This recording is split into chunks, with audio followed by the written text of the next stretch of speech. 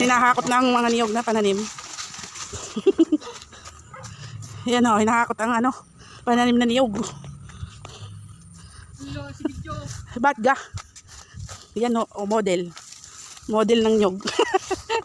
Naghahakot ho ng niyog. Isang jeep na niyog.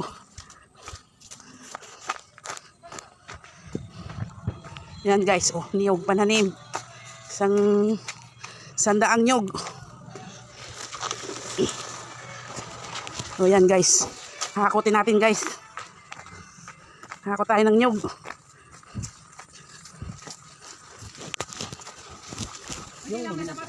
Bakit? Pamaingay, naka-video. Yan o, model ng niyog.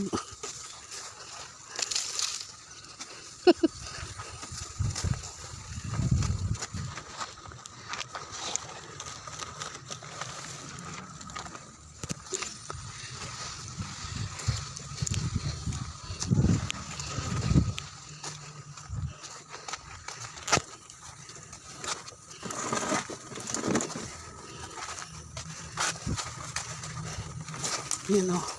Guys, marami nang nakakot guys. Yan o.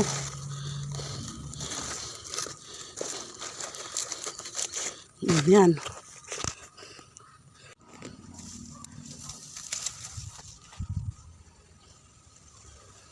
Kukuha ulit tayo guys ng ano, ng niyog. 100 yun guys.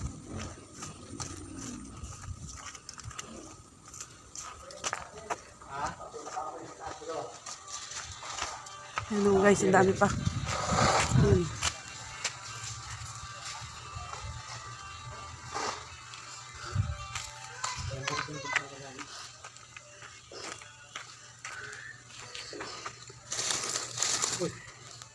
Tama ng video.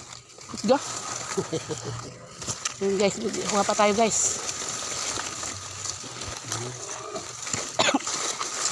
Apat lang. Isang balik mo na yan. Guys, oh. Una, ibibidyo kita. Yan oh guys. Dadalhin doon sa aming kubo guys.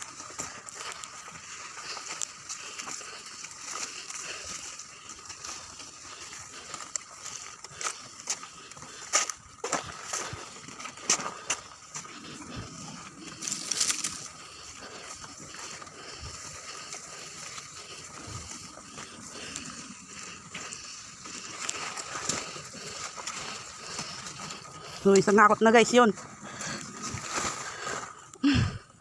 Kapagod guys.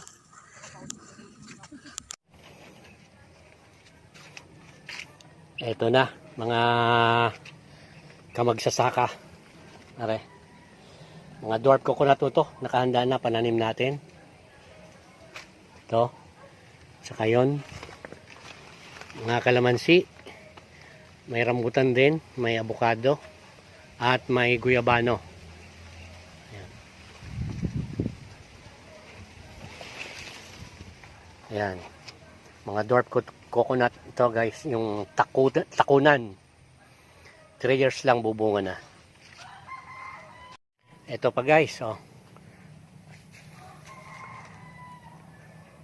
Takunan dwarf coconuts. Ayan. Tapos may hiling na lakatan. Oh. Ayan guys.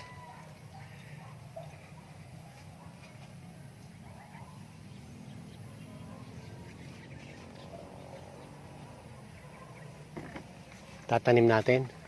Doon.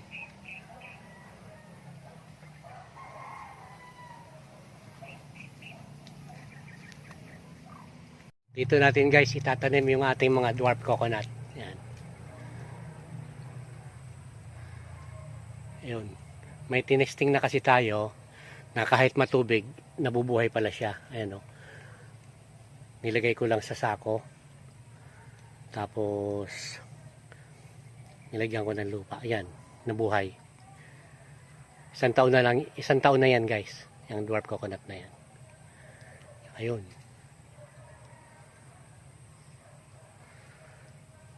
Pero masusolusyonan naman tong tubig na to.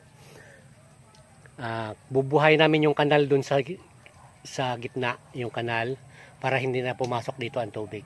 Kaya lang pumapasok dito ang tubig kasi nawala yung kanal dun papunta dun sa irigasyon. So huhukayan natin yung kanal dun para hindi na pumasok dito ang tubig.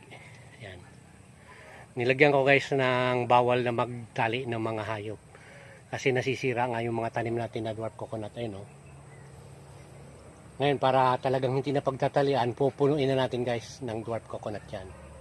Yung area na yan. Hanggang doon sa may likod ng mga bahay na yon.